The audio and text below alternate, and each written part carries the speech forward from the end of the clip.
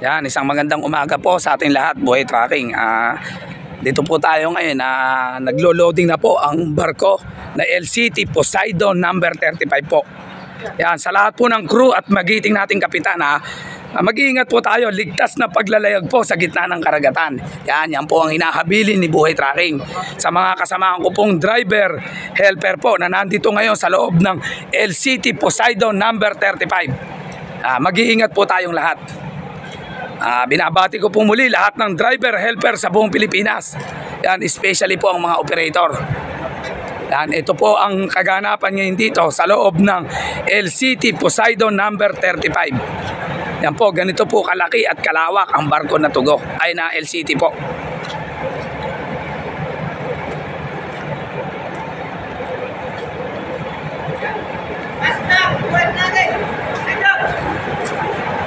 Yan, sa mga kasamahan po natin sa industriya ng trucking, isang magandang umaga po sa ating lahat. At mag-iingat po tayo palagi sa lahat po ng driver, helper, operator sa buong Pilipinas po.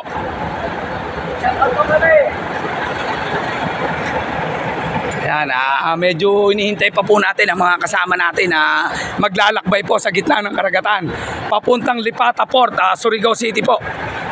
Yan po ang ating pupuntahan. Yan, ganito po Buhay Trucking, kalaki, kalawak, kaganda ang barkong LCT Poseidon number 35. Yan po, ito po ang ganap ngayon sa loob ng barko po. Dito po yan matatagpuan sa Padre Burgos, Southern Leyte. Yan. Diyan po yan ang LCT Poseidon number 35.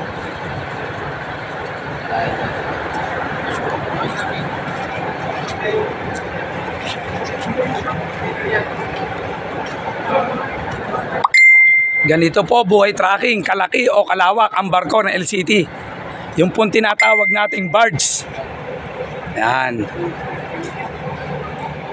Ligtas na paglalayag sa gitna ng karagatan. Yan po ang dinadalangin sa buong may kapal ni Buhay Trucking. Sa lahat po ng mga driver, helper, empleyado po, crew o magiting nating kapitan, ligtas na paglalayag po sa gitna ng karagatan.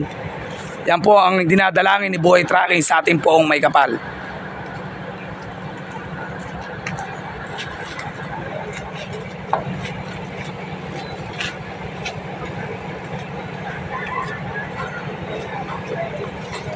Yan, maganda po ang panahon dito ngayon sa Southern Leyte, Padre Burgos Pier po o tinatawag na port.